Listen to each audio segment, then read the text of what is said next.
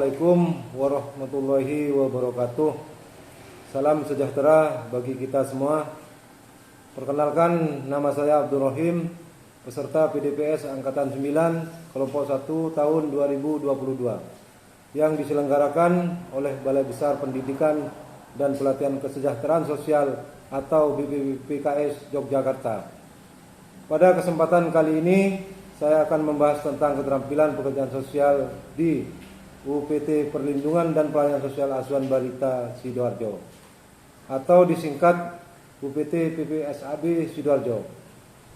Tapi sebelum saya akan menjelaskan sedikit tentang UPT Perlindungan dan Pelayanan Sosial Asuhan Balita Sidoarjo, Unit Pelaksana Teknis Pelindungan dan Pelayanan Sosial Asuhan Balita atau disingkat PPSAB Sidoarjo adalah sebuah lembaga pelayanan publik di bawah naungan Dinas Sosial Provinsi Jawa Timur yang memiliki tugas pokok memberikan layanan dan perlindungan pada bayi di bawah usia 5 tahun atau kita singkat sebagai balita. Adapun balita yang dimaksud ialah 1. Balita terlantar, 2. Anak yatim piatu atau yatim piatu yang terlantar. 3. Balita dari keluarga yang tidak mampu. 4. Berdomisili di Jawa Timur.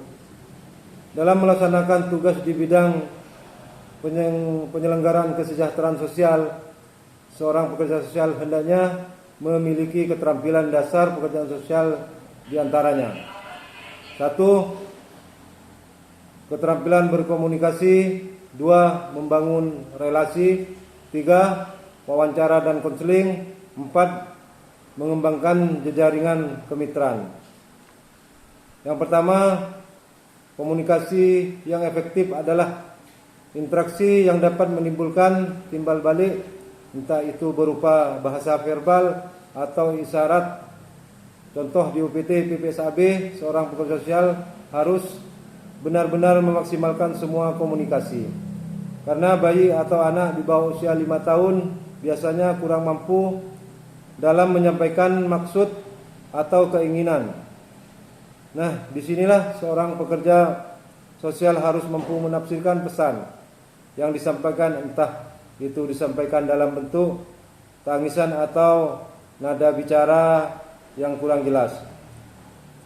Dalam hal ini, sikap pekerjaan sosial dalam menjalin komunikasi juga penting untuk diperhatikan, karena dengan sikap yang baik, mengayomi, dan penuh rasa kasih sayang, seorang pekerja sosial akan dapat menenangkan hati anak-anak. Dengan begitu, seorang pekerja sosial akan mendapat kepercayaan anak-anak tersebut. Yang demikian maka akan terjadi relasi yang baik antara balita atau penerima manfaat dengan pekerja sosial. Yang kedua, keterampilan dasar pekerjaan sosial yang berkaitan dengan wawancara dan konseling. Wawancara dan konseling sebenarnya masih berhubungan dengan keterampilan berkomunikasi. Dalam wawancara misalnya, soal pekerja sosial diwajibkan memperhatikan dua bentuk komunikasi, yakni komunikasi verbal dan non-verbal. Hal ini dikarenakan tidak semua penerima manfaat mampu mengungkapkan informasi secara verbal atau non-verbal. Bahkan sangat mungkin diutarakan secara tersirat melalui non-verbal. Sebagai contoh, dalam UPT PPSAB yang sebagai besar penerima manfaat ialah balita, di mana mereka belum bisa berkomunikasi verbal dengan baik, maka seorang pekerja sosial harus berhati-hati dalam memilih metode untuk melakukan wawancara atau konseling dalam rangka menggali informasi penerima manfaat. Seorang pekerja sosial hendaknya melakukan wawancara dengan memperhatikan berbagai aspek seperti kondisi psikis anak pada saat itu, lokasi yang dipilih untuk wawancara. dan menghindari pertanyaan-pertanyaan yang membebani si anak juga tidak kalah penting, yaitu bagaimana seorang pekerja sosial tetap menunjukkan rasa simpati pada anak tersebut. Yang ketiga, keterampilan dasar yang harus dimiliki oleh seorang pekerja sosial yaitu mengembangkan jejaringan kemitraan.